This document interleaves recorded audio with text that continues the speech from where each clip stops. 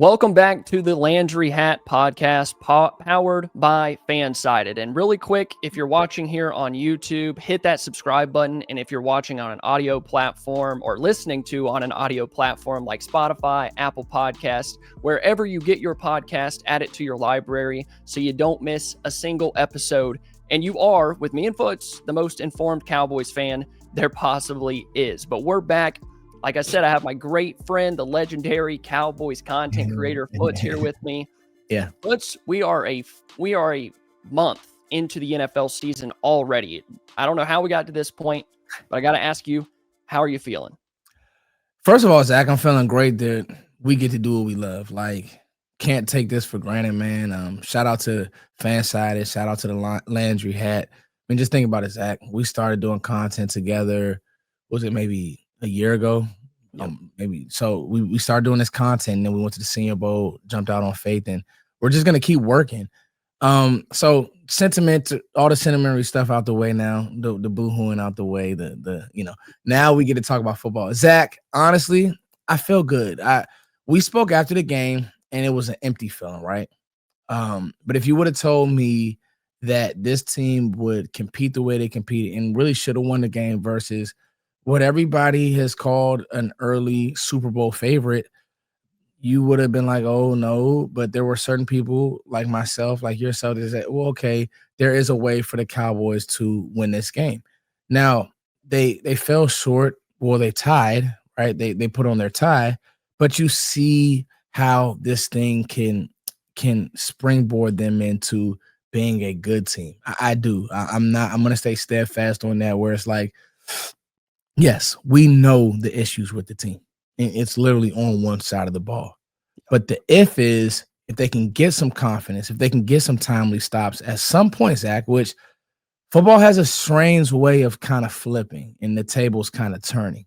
And if they can get some of that stuff, Zach, I think that the team will be better. You do have help on the way defensively. Now, you don't want to have to wait till November for the defense to play better, with Overshone and possibly Savon Ravel and guys like that. I think that the guys on the field do need to get some confidence. Zach, they do. But that being said, I think that they will. So if the offense can continue to hold it down, can continue to score points in the way that they have, I think that even puts pressure on other teams' defenses and offenses to keep up with you. That will, in turn, help the defense play a little bit better. Yeah, I like what you said about this team getting better from this Packers game, as frustrating as it was. And really, after that game, until right now, and it won't probably go away, the feeling of not knowing what to do. I have no idea how to go about this week, because a tie for the Cowboys, hasn't happened since 1969. I wasn't alive. Some people out there watching might be, but I'm just confused about Shout out to those people watching. Really.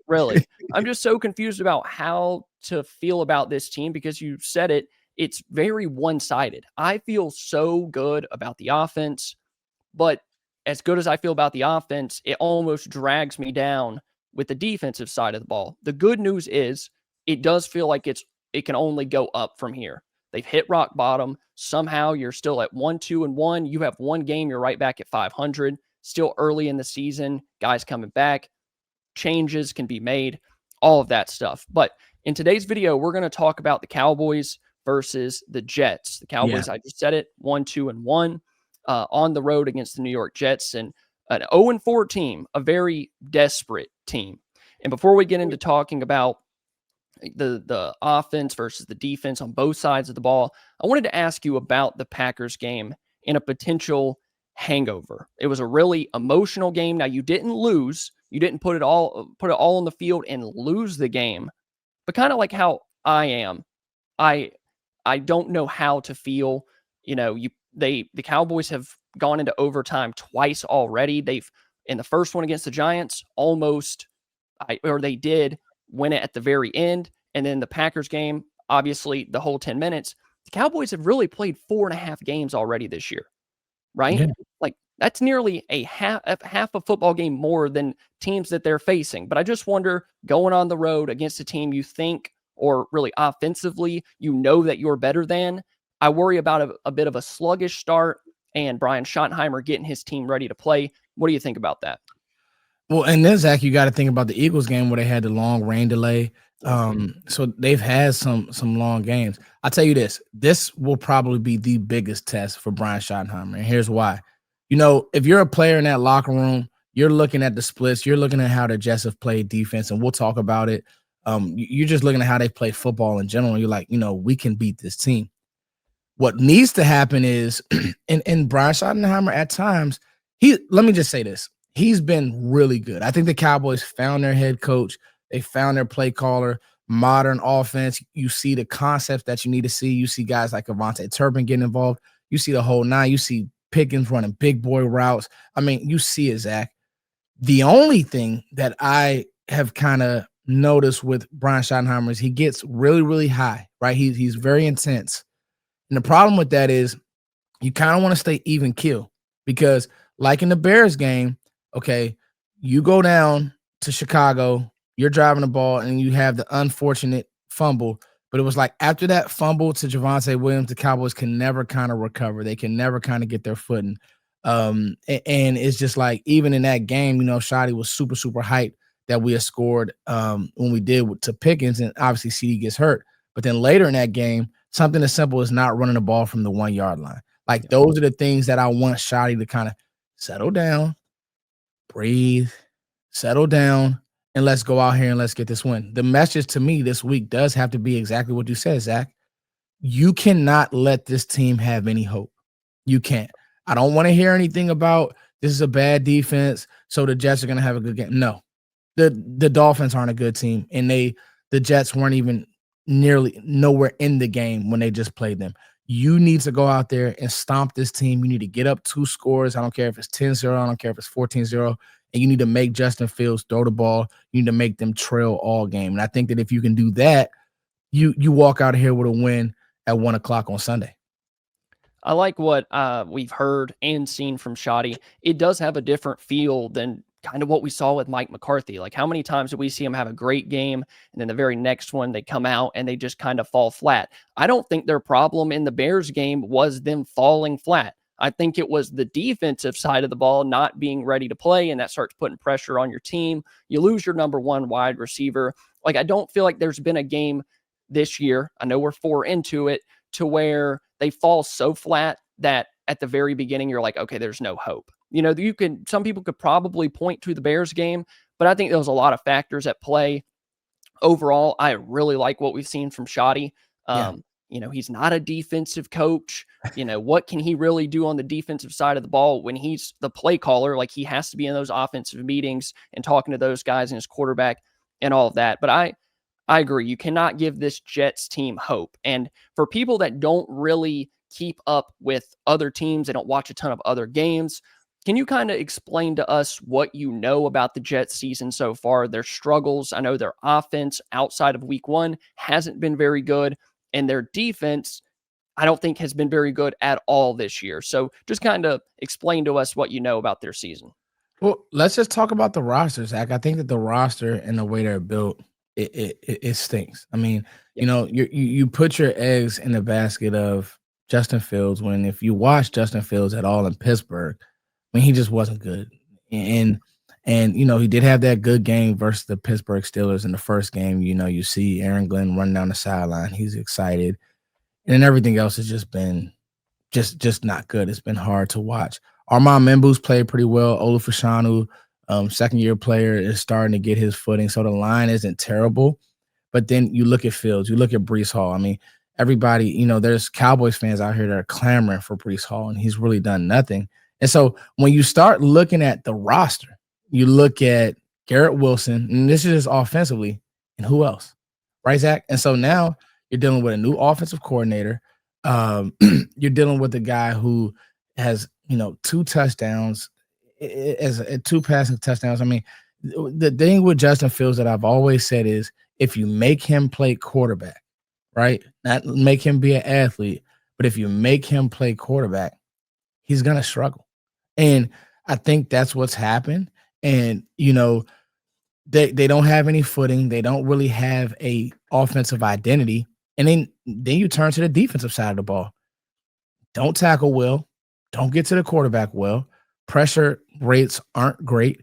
There is no more Aaron Whitecotton on that side of the ball. Now, it's funny because the players on the defensive side of the ball, Zach, because I'm always, you get to know these guys, right, because of what they were when they were drafted, right? So you talk about, you talk about players like Sauce Gardner.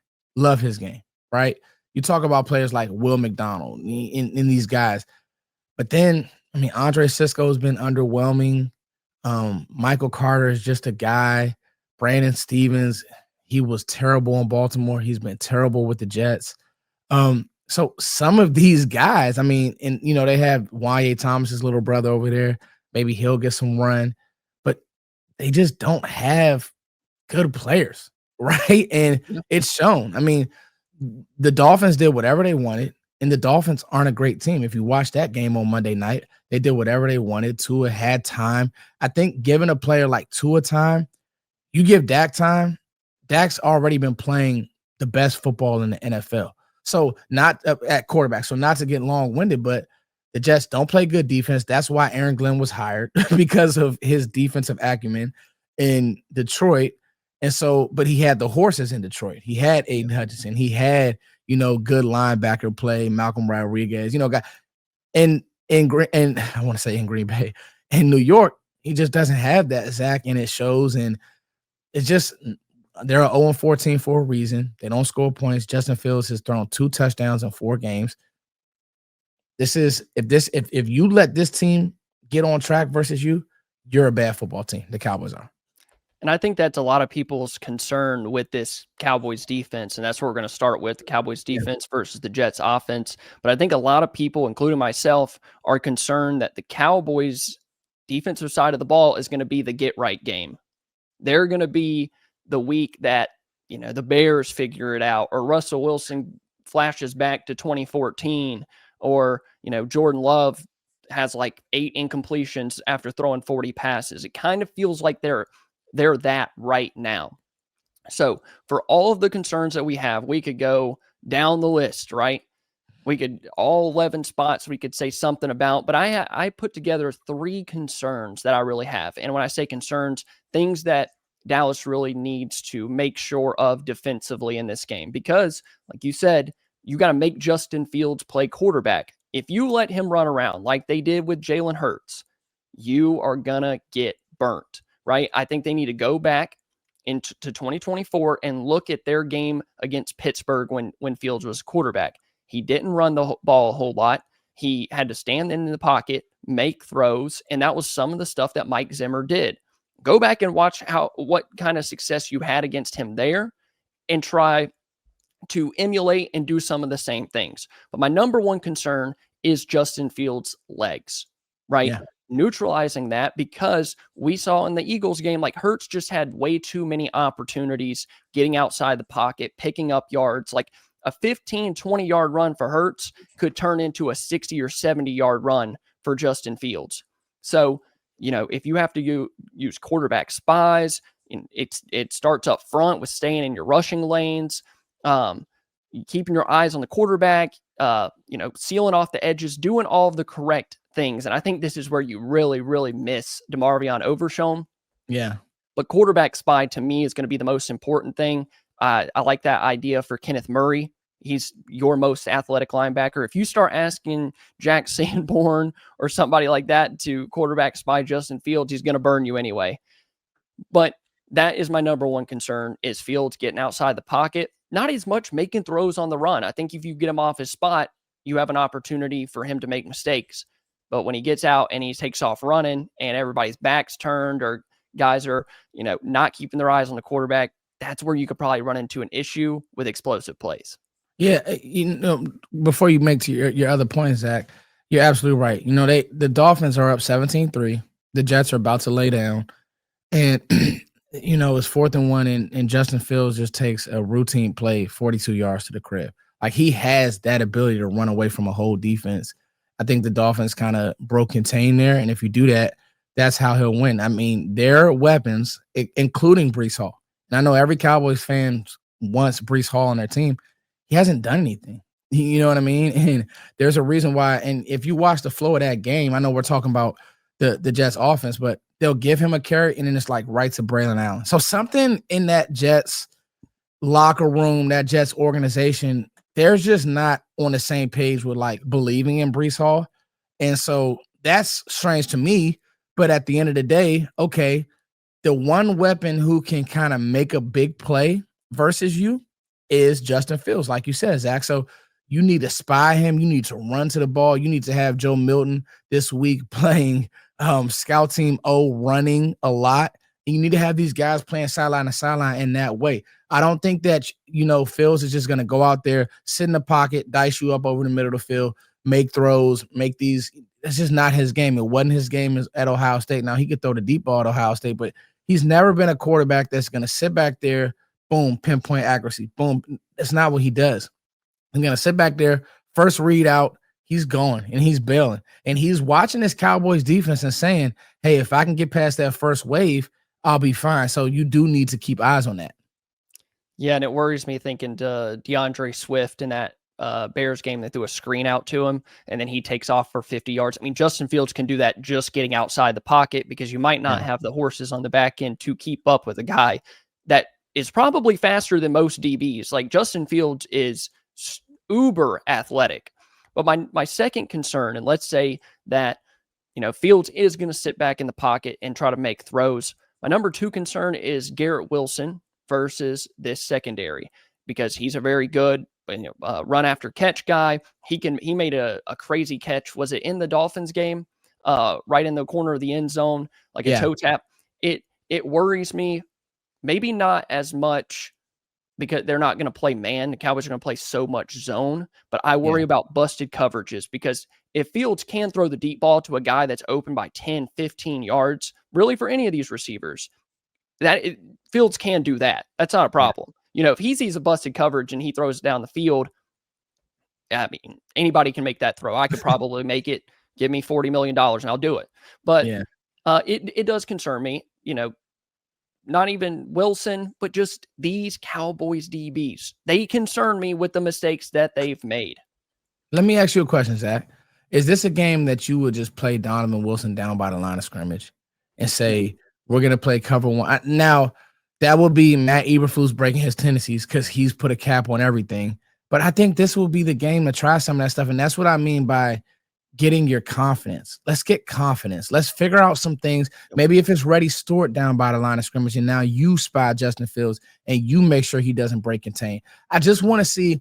So my issue with the Cowboys defense hasn't been all on Matt Eberflus. It's been the players do need to make better plays. You watch Kyer Elam, my God, it's like, do you not know the down and distance? Do you not understand that they're going to run a post here? Or like he on that touchdown to Romeo Doubs for them to take the lead, it was like Kyer Elam hadn't played football before. You're actually already in perfect position. You just never break on the ball. I'd rather you get a penalty versus just letting him catch it right in front of you and have no awareness to jump and like it's something's just not clicking with him. I'd actually take him off the field. But because on that play, if you go watch, Wilson was right. He went right to the flats. That was his job. One of the backs leaked to the flats. Okay, cool. It's you mano a mano with Romeo Doubs. I like Romeo Doubs, but come on, man. Like, this isn't Malik Neighbors. This isn't Jamar Chase. This isn't a top guy in the league. You can run through his body. You have every right to the ball. Nothing. So if it's me this week, Matt, Matt, listen to me, Matt Eberflus. I would love for you to try some different things. Maybe go a little bit more cover one. I know I hated all of that cover one with Dan Quinn, but at this point, you have to try some other structures on the back end to kind of trip these offenses up, because they're, I was just looking up their offensive coordinator. What's an Tyler Engstrand. He hasn't been great, right? Tanner Engstrand, he hasn't been great at all, but they're looking at this defense like, hey, you know what? Maybe we can get it going this week versus the Cowboys. So it'll be fun for sure. I was telling you pre-show too, watching back on the All-22 for this Packers game, or for the Packers game, it seems like every single play there's a guy that's looking around like, oh, they thought they were going to have safety help in the middle, or they're looking around like they didn't make the mistake. If you watch Kaiir Elam on the TV copy, he, as soon as that touchdown's caught, he's looking around like he thought he was going to have a guy helping in the middle. Like he could stay off and always running a post. There's going to be somebody there, so I don't have to break on this ball. And then he realizes too late. It just seems like there's one player, and it burns you every single time. It can't happen where somebody looks confused or they don't know where they're having help at, so they're not playing a certain way. And it's not all on Eberflus. I do think he needs to get more creative, but I think you made a great point. I would do it this week against a quarterback that you don't feel like is going to really burn you. Like, do you want to try that against Patrick Mahomes or Josh Allen or Lamar or anybody? No, but maybe Fields can help you out a little bit, and you can try some different things, moving guys around, bringing Donovan Wilson down, try Marquise Bell. Maybe don't play Kaiir Elam as much. I think that's an excellent point. I would want to do it against this offense if you're going to try to switch some stuff up. So for my number 3 concern, the Cowboys' run defense, because this kind of goes with the first two. You want them to stay behind the sticks. You don't want them to stay ahead of the sticks where they're only having to convert on 3rd and 1, 3rd and 2, and 3rd and 3. And surprisingly, going back and watching, they actually did a pretty good job of keeping the Packers of 3rd and long. Like the Packers converted like 6 or 7 3rd and longs in that game. So at least they were getting them there. Now it's about getting a stop. You can't let them play from in front of the sticks. You got to get Fields into those obvious passing situations, and that starts by stopping the run, stopping Breece Hall and Braylon Allen. I completely agree. I think that, and the Cowboys have shown that they will stick their nose in there and run. Like that's where, Sanborn, who had his struggles this last week. I'm not going to put it all on Sanborn. It's clear who Sanborn is. He's not the fastest. He's going to miss tackles. He's a try-hard linebacker, but you're probably looking, Zach, when we start looking at draft talk, we're looking at linebackers for sure. Just because, we depend on Overshown, but he's been hurt a lot. And just Sanborn he's a backup, right? But he's starting because he knows the defense and he will stick his nose in there in the run game. That is going to be the one. Like you need to get it to 2nd and 8, 2nd and 7. You know what I mean? And those will be the wins for you right there. Because if you and listen, Trey, you played a little bit better. Now I'm calling you out. Okay. I like Garrett Wilson. You guys should be able to put a cap on him, put a cap on Alan Lazard, put a cap on these players and go out there and play some good football in the secondary. Right? Like that has to happen this week, Zach. It needs to happen this week. But I agree with you. If you let the run game get going, you're in a world of trouble because now they start using Justin Fields in the run game. Now these are design runs. Like it's one thing if he sneaks out the back door, right? Mm-hmm. It's another thing if they're designing runs, RPO stuff, then you're really in trouble. So yeah, I completely agree. And Braylon Allen runs hard, and they like Braylon Allen. Now I think that he's a little banged up. So we'll see if he's gonna play or not. But hey, they like him. And it'll be interesting to see how the Cowboys deal with him. And it's interesting, too, because the Jets' offense is not very good. No. But here's the problem. Your defense isn't very good either. So it's like, yes, you should be able to do these things that we just talked about. But I'm sure like every other Cowboys fan, I know I am very nervous on that side of the ball because if Fields starts running around and he starts making those throws and you're having busted coverages on the back end and you can't slow down those 2 running backs, it could get ugly. Like you could start giving up. We saw it against the Steelers. That's the most expensive defense in the entire NFL, and the Jets torched them. Fields played probably the best game of his career. They torched them. It just concerns me that the Cowboys defense just has not played well up to this point. Got to figure something out. We say that every single week, and we're going to continue to until they can prove to us that they can get in like the top 20, top 25 would even be nice. So what's the side of the ball that I'm not as worried about, and I think rightfully so, is the Cowboys offense because of how explosive that they've been, how good they've been this year. The Cowboys offense currently leads the league in yards per game. They're 4th in offensive touchdowns scored, 6th in EPA per play, 1st in passing yards per game, 6th in EPA per pass. And here's the awesome thing. Your quarterback is a really, really big reason that you're so good offensively. You got him the weapons. You got him a wide receiver 1, even though your wide receiver 1's not playing. He's not going to be playing in this game. And you got him a run game. But Dak is 1st in passing yards, 1st in completion percentage over expected, 6th in EPA per pass. The run game is really good. I love how efficient it is. It's helping your quarterback. And then on the other side, the Jets defense is not very good, right? They've allowed an average of 30 points per game over the first 4 weeks of the season. And they've also given up a lot of big plays. The Jets EPA per play allowed is 5th worst in the league. So those are just a couple of numbers to kind of show this matchup. It could probably be another high scoring game. And if it does get into that, I like the Cowboys' chances of being able to put up points against this Jets defense, even with the names that they have over there. So I want to talk about one point that you made, and it's the Cowboys' run game. Dak Prescott has done this without a run game. I want to make that clear. He's been on heaters before, but this is the best run game and running back that you've had since Ezekiel Elliott. And I want to take every chance I can to give Javonte Williams a lot of credit. So when he signed as a free agent, it was like, oh, we'll see how good can he be, blah, blah, blah, blah. And I think it's now time for people to walk that back and admit the Cowboys front office made a great signing. A great signing. I mean, if you look at his numbers, he ranks 6th in the NFL with total rushing yards at 312. And that's, they only are running the ball 35% of the time.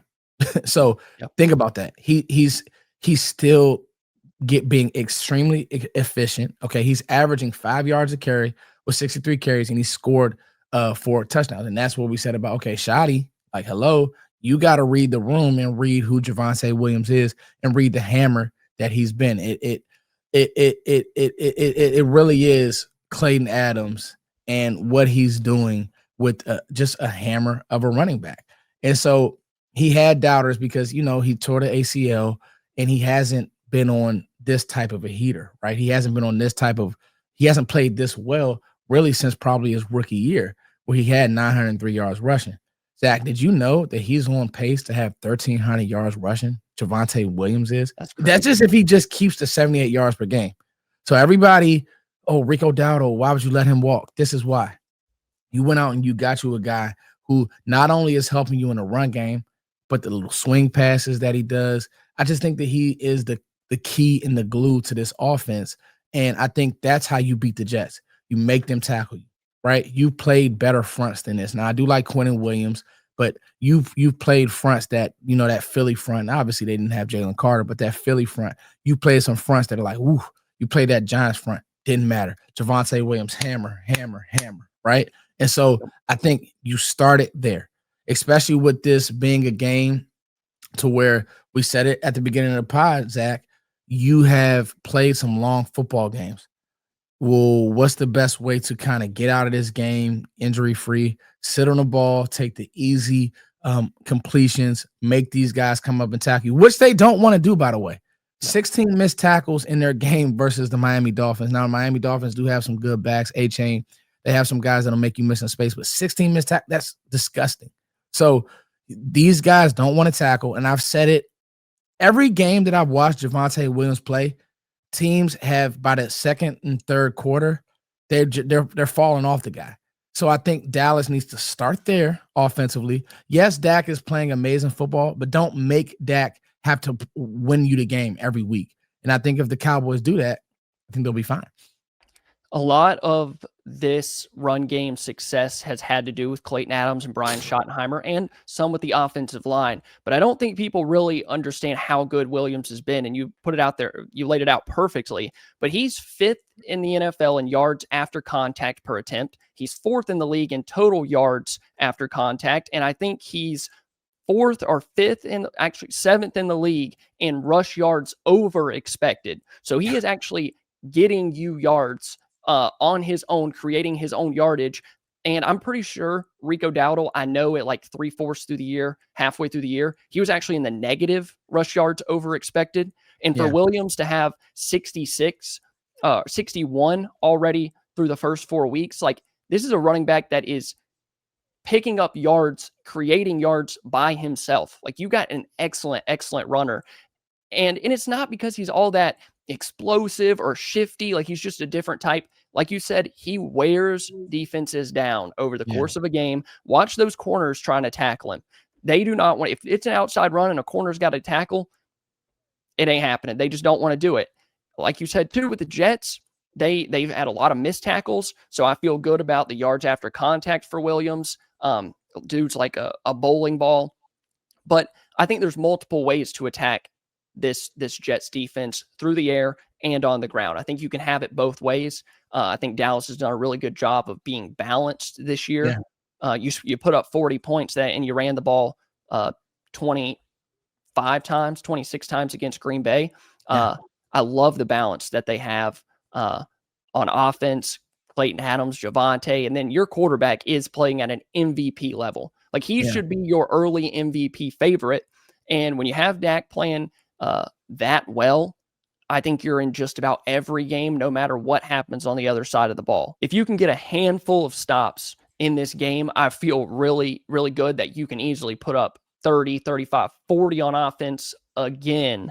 Just going to be about that defensive side of the ball. So we did it last week, and we were kind of close. Like, you predicted a Cowboys win. I thought they would lose. We in the middle.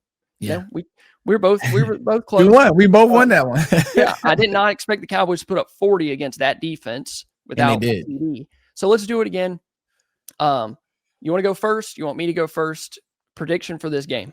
I got the Cowboys continue to attack 35-17. Jets score a few lollipops late, but Cowboys are in control most of the game. I think you're right on with the Cowboys 35. I'm going to say the Jets get a late touchdown and kind of make it look closer than it was. I'm going to say 35-24. They're going to get an extra touchdown late. So pretty close on that. I think this is a good game for Dallas to try some new stuff out defensively. Continue to work offensively with Ryan Flournoy. And I don't know if Kalen Carson's going to be practicing or in this game or anything like that. I guess we'll just have to keep an eye on that as it goes on. I know his window is supposed to be opening up really soon. And then we're going to check some injuries. Miles Sanders had the ankle. Tyler Guyton, a concussion. Those are some things to watch going into this one. Foots, you have any other thoughts on this game? No, man. What a great pod. I feel good about the game. I honestly have no inkling of nervousness. Like I said, my next game that I'll be kind of really circling. You don't want to look ahead. You never do. But you got a bad Jets team. You have a bad Carolina team. You need to treat them as such. And then honestly, I told you this pre-show, it's going to be, how do you play the Commanders? I think that, when you look at how Atlanta beat the Commanders, they ran at them. And I don't want to, this isn't Commanders talk, but they ran at them. Well, now you have a run game that's very similar that can stress teams out.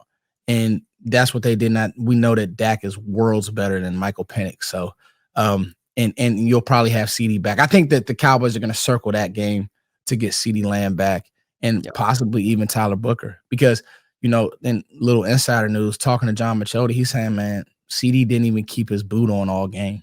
He had his boot on. His boot was by his locker room at the end of the game. So I think some of that is for optics. Ceedee's a freak, so he'll be back. And I'm going to tell you this. The competitor in Ceedee, seeing George Pickens play the way he did, I'm telling you now, that turned 88 up. Like, make no mistake about it. So him seeing Pickens play that way, these two want to wreck the league on purpose. You mentioned really quick before we go, I think this is going to be a good determining game from Justin Fields and how they handle a running quarterback for that Commanders game. Not looking ahead, but it kind of gives you an idea of what their plan is going to be. Can you slow down these runners? Because you're facing a good bit this year. Like, Bryce Young can get out and move. Now, he's not Justin Fields or Jaden Daniels, but it kind of gives you an inkling of what you're going to see moving forward. I'm really excited about it. I can't wait. Hopefully this is a statement win for the Cowboys, and maybe we see some improvements defensively. So thank you guys so much for watching. If you're watching here on YouTube, please hit that subscribe button. It tells YouTube you enjoyed the video. Or if you're watching it on listening to it on Apple Podcast, Spotify, add it to your library. Me and Foots are going to be here every single week, breaking down the games. You can be the most informed Cowboys fan there is. The LandryHat.com has a ton of articles for you guys. Thank you for watching, and we'll see you next time. Bye. Peace.